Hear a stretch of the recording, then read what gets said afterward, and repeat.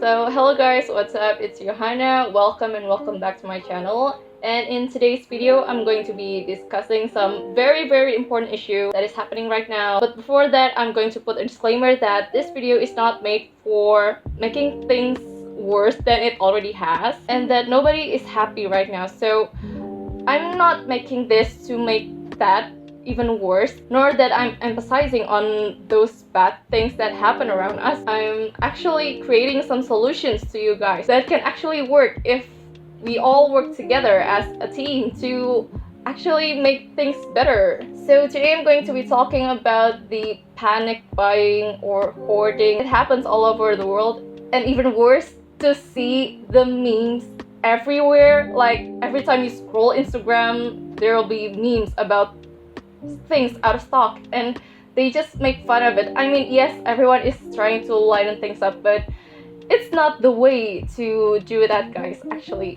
if you guys can do anything, just do it. Don't make jokes out of it. Like, no, it's not worth it.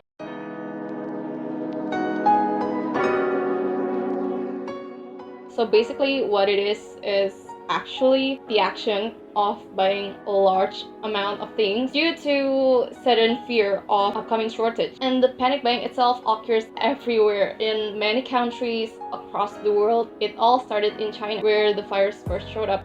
And then the panic spreads all over Hong Kong and then goes to all over Asia, the rest of the world.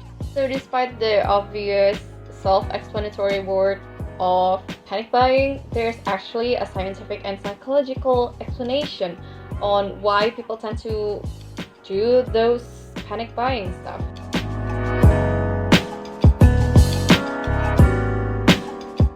So there are several reasons. The first one being the outbreak itself. So the outbreak that we're experiencing right now is the time of uncertainty, and we are psychologically not equipped to process this kind of thing. This is a very new thing for us. Our first instinct is to save ourselves and our families. That results in buying too many stuff, buying so many unnecessary things.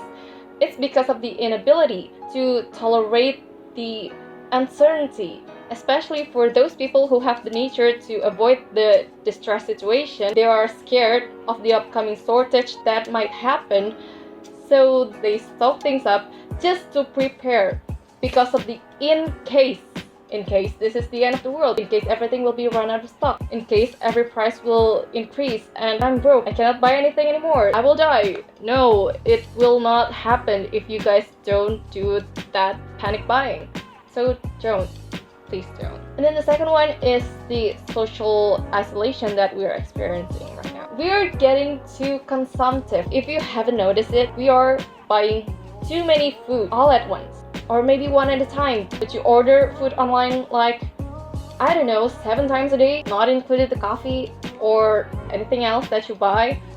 It all because we spend too much time in our house and we feel like we don't do anything, and it feels like our mouth is dry and it needs to be filled with anything, literally anything. But you don't really cook at home and nobody's there, you have to order food online. Yeah, it is very helpful for the driver, but it's not good for your wallet. You'll be broke at the end of the month, so be considerate. And then the third factor is the awareness of people's and our own mortality. That is when our brain plays tricks on us, especially when we see empty shelves of anything. You have this temptation to buy the same thing that everyone else is buying just because of everyone is buying that. You're thinking that this item is more valuable than ever, and that is when you start to hoard things, to buy as much thing as possible, even if you ended up don't really using it. You don't need it at all. So what are the impacts?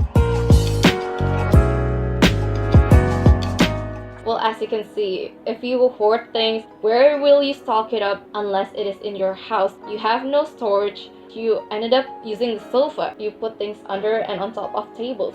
So what I mean is that you're turning your house into your storage unit, which is not a pretty situation. You're living with so many things that you will never use eventually. Talk about the economic situation that happens after this. things will get pricey at the end of the day, and it'll be a very bad situation for those who cannot afford things because they don't have the chance to buy as much as you could. It's like you're taking what is actually theirs, what should be theirs, and it is very inhuman of you. So now let's get to the solution part.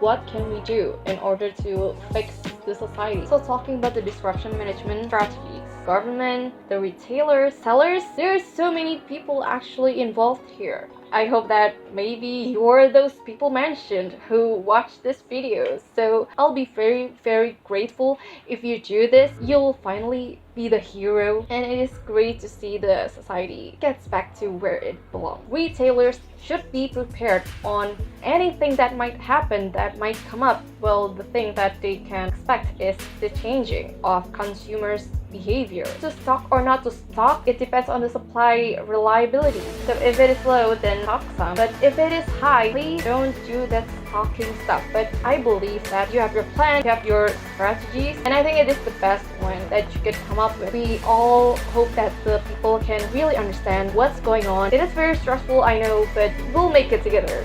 The next thing is talking about the quota policy. It is actually a very brilliant idea that I have experienced myself. They will limit the numbers of certain products that people can actually buy in one store. They will limit the purchase of a bag of 2 liters of frying oil for only 2 purchases in one store. That is maximum. By doing this method, everyone will get theirs. The others will get the same amount, and there will be no shortage in their area. And then for the government, the message that you deliver to us, it's very affecting our mindset and how we live, how we cope with this situation, since we all look up to you. So let me quote this one from the Jakarta Post, which is what the Prime Minister of Singapore did. He basically released a video sharing steps to the residents how to prevent this virus, and then he assured them that the supply of basic goods is all under control,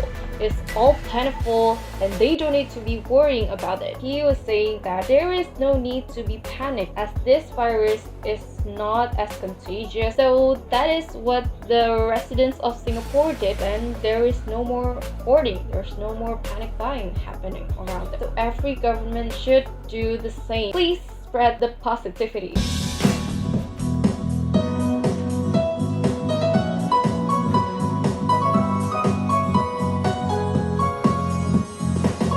So what can we do in order to make the world less uglier to live in? Well, recommended thing to do is to think more rationally. You have to make decisions based on the evidence. So let's say that you have to stock things up. Just see how long does it take for you to use all of them.